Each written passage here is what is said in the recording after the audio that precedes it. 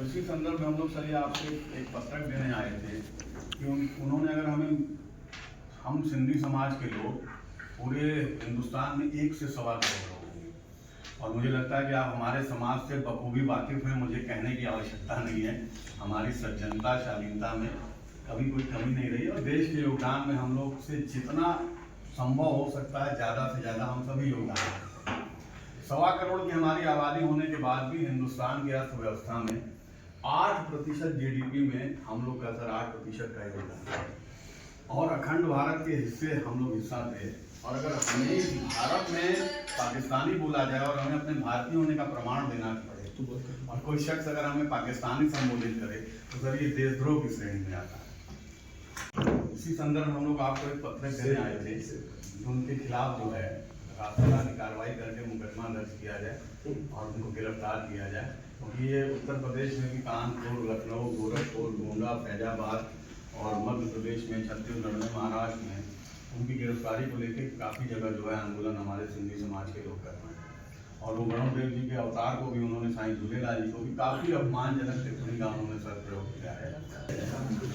आपने अपना समय दिया, बहुत अमूल्य तरीके की, बहुत आभार है आपका।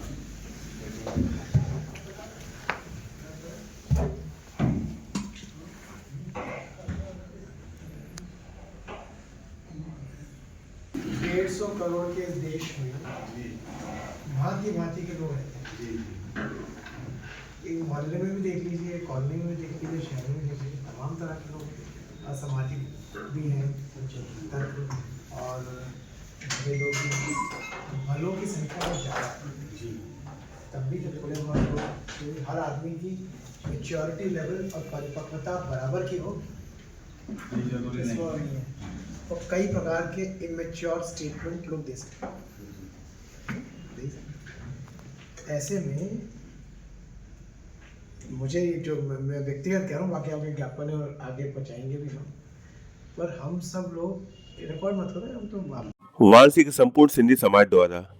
पूज्य झूलेलाल व सिंधी भाषियों पर किए गए अभद्र टिप्पणी को लेकर के सब हुए आक्रोशित। जुलूस के रूप में सैकड़ों सिंधी समाज के लोग अपर पुलिस महानिदेशक को दिया ज्ञापन में अमित बघेल पर कड़ी कार्रवाई की मांग की। इस जुलूस का नेतृत्व कर रहे शंकर विश्नानी, राजेश रूपानी, सुरेंद्र लालवानी, रवि घावरी, मोहन बदलानी, जितेंद्र लालवानी, सुमित धमेजा, श्रीचंद पंजवानी, नरेश मेघानी, कमल हचानी, नरेश बडानी, चंदन राम रखियानी, मनोज लखमानी, जय लालवानी, सुनील वादिया मौजूद है। वाराणसी के संपूर्ण सिंधी समाज के द्वारा अपर पुलिस महानिदेशक वाराणसी मंडल को एक संपूर्ण सिंधी समाज के द्वारा एक मांग पत्र सौंपा गया, जिसमें हम काशी के संपूर्ण सिंधी समाज लोगों ने यह मांग की कि पूर्व में विगत दिनों छत्तीसगढ़ प्रदेश में रायपुर में राष्ट्रीय क्रांति सेना पार्टी के एक तथाकथित नेता अमित बघेल जी के द्वारा हमारे इष्ट देवता साईं झूलेलाल जी पर घोर अपमानजनक टिप्पणी की गई। साथ ही हम सिंधी भाषियों को उन्होंने पाकिस्तानी बोलकर हमारा अपमान करने का काम किया, जबकि हम अखंड भारत का हिस्सा हैं और इस भारत के विकास के योगदान में हम सिंधी भाषी हमेशा से अपना महत्वपूर्ण योगदान देते आए हैं और आगे भी देते रहेंगे। परंतु इस भारतवर्ष में अगर आज हमारी प्रामाणिकता को लेकर अगर कोई सवाल उठाता है, तो मुझे लगता है कि सभ्य समाज में इसकी कहीं कोई जगह नहीं है। जिस तरीके से अमित बघेल जी ने हम लोगों के ऊपर, सिंधी भाषियों के ऊपर, हमारे इष्ट देवता के ऊपर जिस तरीके से अपमानजनक जो टिप्पणी की गई है उन्होंने, हम वाराणसी के संपूर्ण सिंधी समाज के लोग इसकी घोर निंदा करते हैं। साथ ही आज हम लोगों ने मांग पत्र में अपर पुलिस महानिदेशक से यह मांग की कि जो भी व्यक्ति